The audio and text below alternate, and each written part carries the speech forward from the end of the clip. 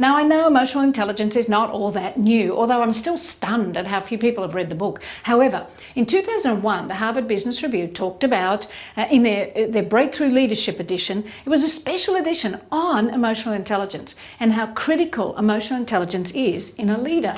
And Daniel Goleman, in his book that popularized a theory that had already been postulated by another couple of scientists, says, IQ will get you hired, EQ will get you promoted. Now, you've probably heard that too, but there's a couple of extra things.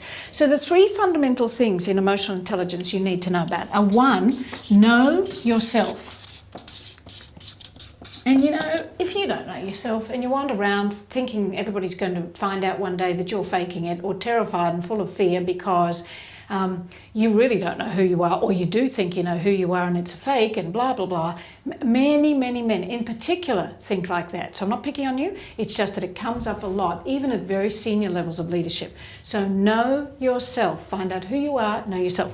Number two is manage yourself. Manage yourself. And three is manage relationships. So manage relationships. And that isn't, you know, I mean, it's not rocket science. Everybody knows that. I know I write really badly. Just keep breathing as you look at it. Remember, you're managing yourself and you're managing your state. However, out of these three things, what's fascinating is that there is one aspect of all of these and all of emotional intelligence that overrides, in terms of creating a culture, everything else. The most important thing in creating a culture is the leader's mood. Mood. And this is my own little touch just to help you remember. Ta-da! Anyway, so I know it sounds really silly, but you know, I want this idea embedded in your mind because your mood matters.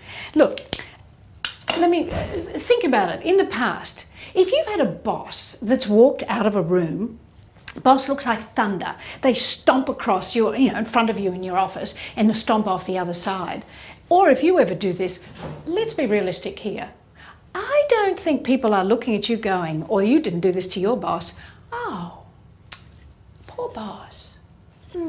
Gosh, he or she looks unhappy. I hope they're okay. Oh dear, I hope it's nothing at home. Oh, shame. Oh, look, I'll say a little prayer for them or something. I don't think so. They look at their boss, who looks like thunder, and they go, oh, uh-oh, what's the matter? Wonder if my job's okay? Wonder if the company's okay?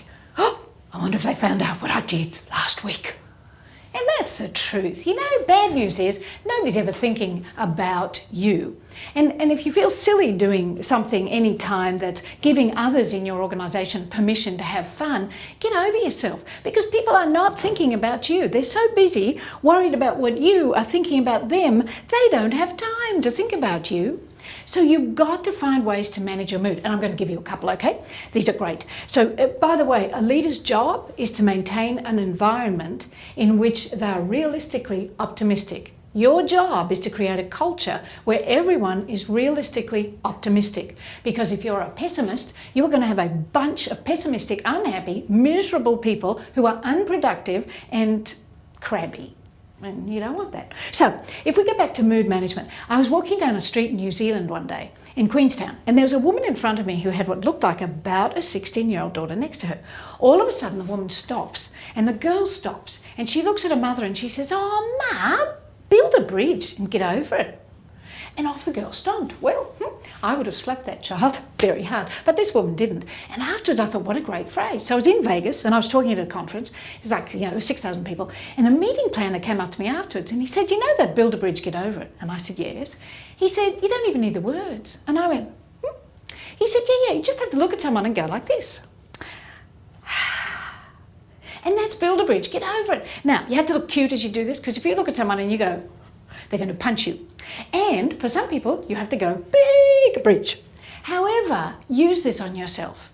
When you find yourself battling some evil mood, or you're not looking as happy as you need to look for your team, look in a mirror in your office. Have a little mirror in your office. Check it before you walk out the door and smile. If you're frowning and you look miserable, change how you look.